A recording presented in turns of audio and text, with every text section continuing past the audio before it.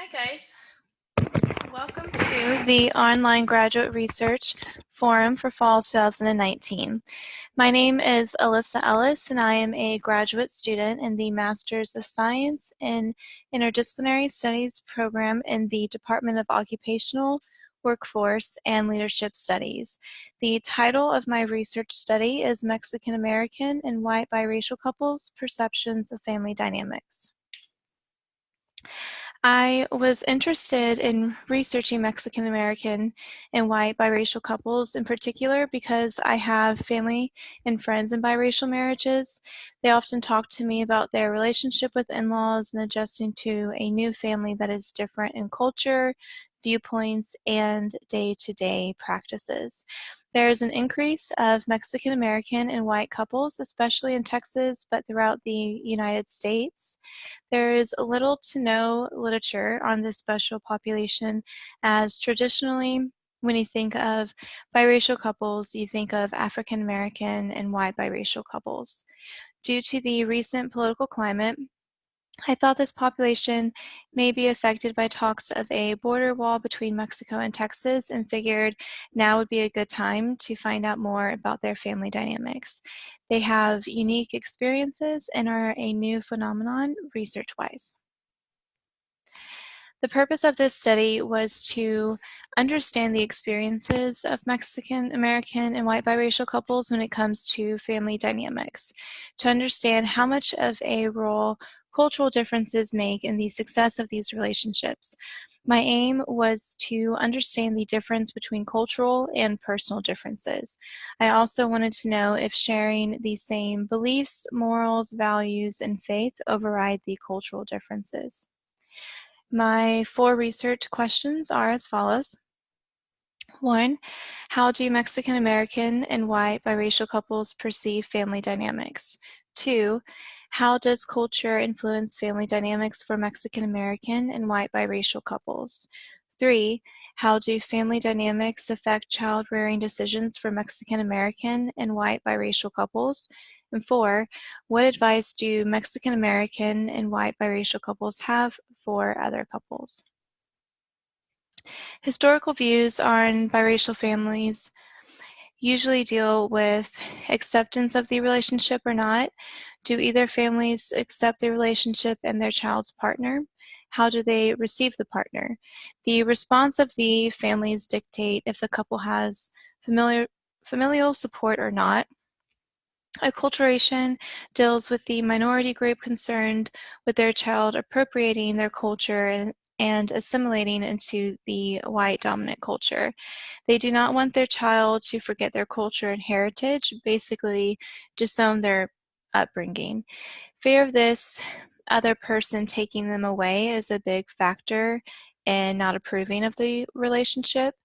Biracial children are always a concern of the families. They worry about the children fitting in or being accepted by society. A lot of focus is placed on the child and often used as a tactic to disapprove of a biracial relationship.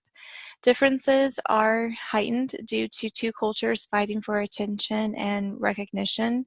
Couples have to decide how they will honor both cultures and traditions. I used the family systems theory as my theoretical framework for this study.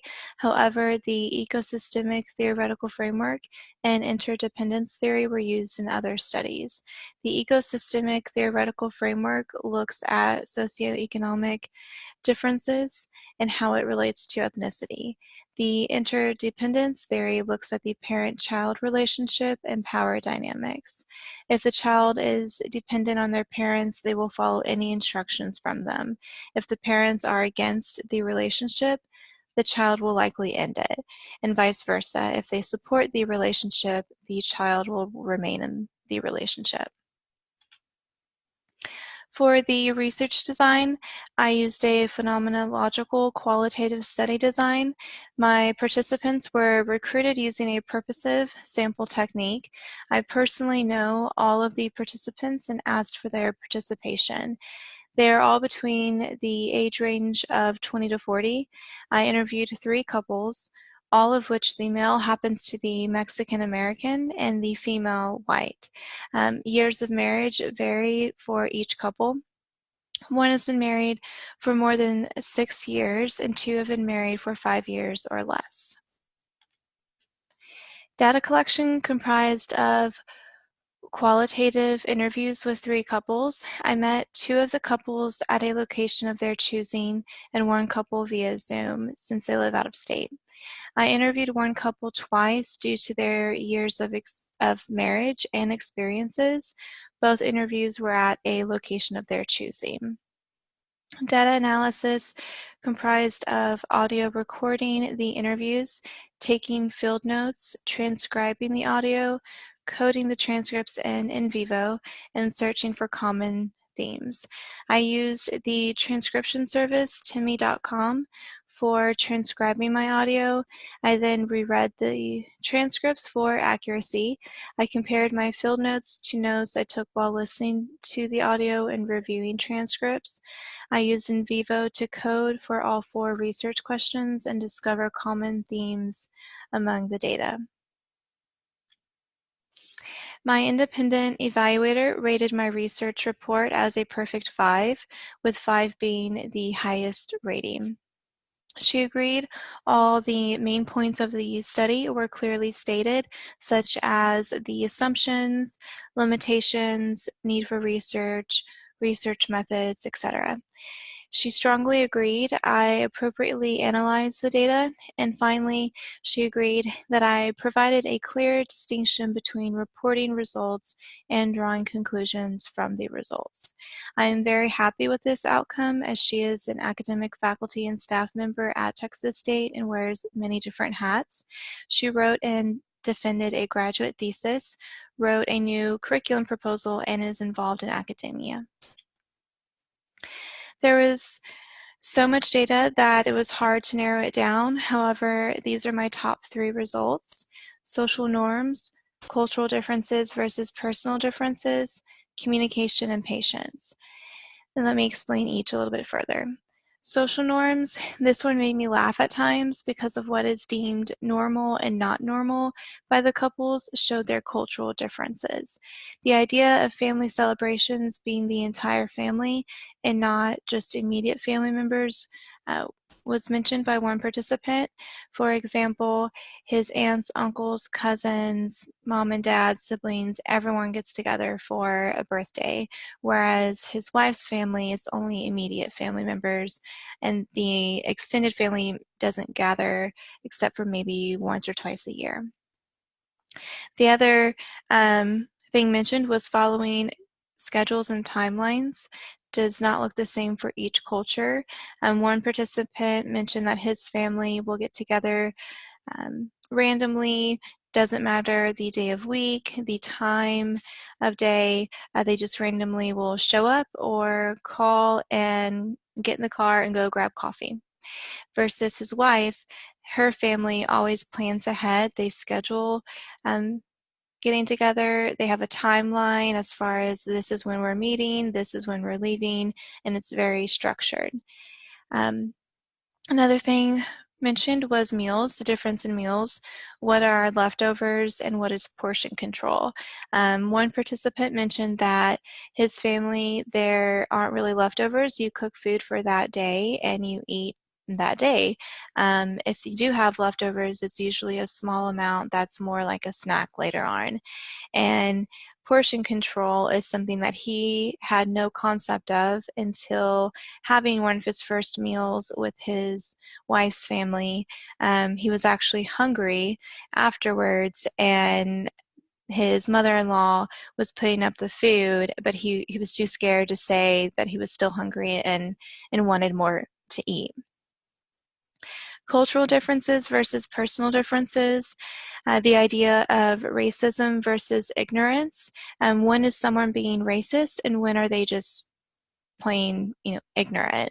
One participant mentioned that his wife, whenever they started dating, would say certain things and he would, correct her and explain, I'm not offended, I'm not upset with you, but that does come across as racist, and that's not something that you should just go up to every Mexican American and say.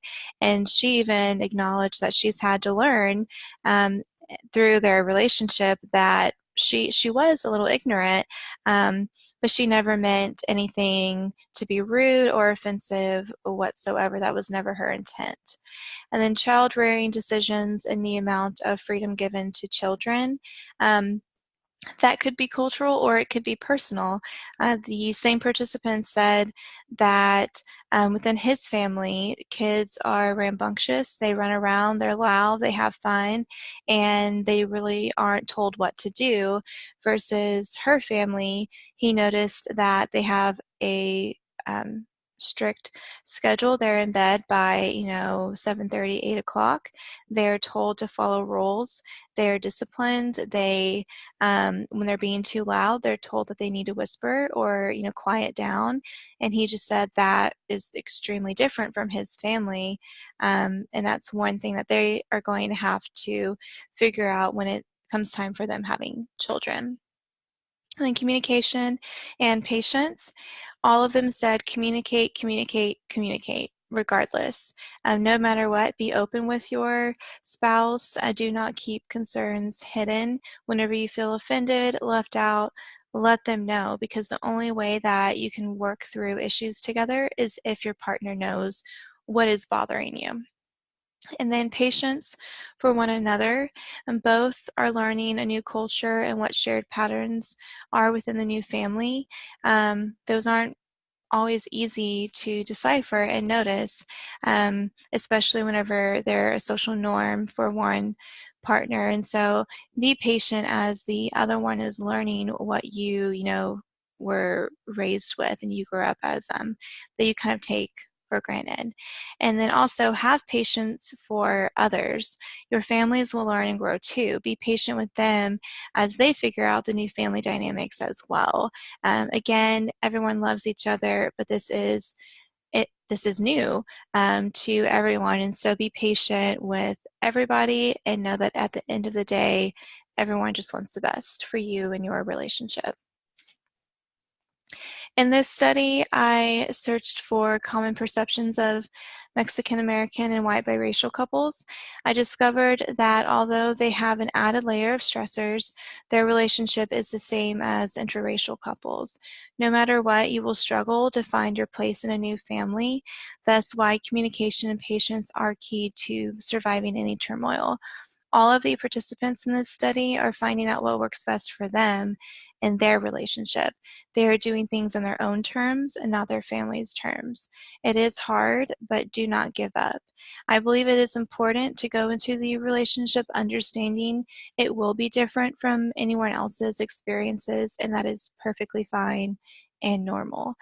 As far as implications for practice is concerned, I believe family and marriage counselors, school counselors, and child psychologists would be great practitioners to have access to this study. In general, I believe biracial families and mentors could also benefit from the results, just to know that they're not alone. Family systems theory ties into this study due to the focus on setting boundaries and shared patterns within a family unit. Healthy boundaries are necessary in order to have healthy, mature relationships. A few of the participants mentioned feeling like a child even as an adult. It is especially important for couples to feel in control of their household and not their parents, especially when children are introduced. Shared patterns are ingrained in us as we grow up. They are not apparent to those with the same patterns, but can help a new partner assimilate into the family if shared with them. It all boils down to communication and support from the other spouse, remembering that you are a team. For future studies, I recommend using surveys instead of interviews so a larger population size can be sampled.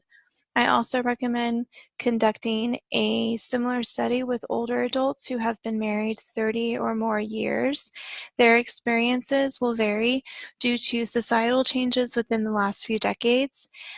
Lastly, I recommend adding white males and Mexican American females to the sample population. I believe if I had done this, it would produce slightly different results. To conclude, Mexican American and white biracial couples do have additional stressors when it comes to family dynamics. However, the struggles do not define the relationship. Instead, their differences end up being their strengths as they are more relatable. Two cultures merging shows unity and fights racist stereotypes. The couple can relate to two different cultures, and that makes them more approachable by others. A biracial marriage is no different from an interracial marriage. Create your own traditions and put your family unit first.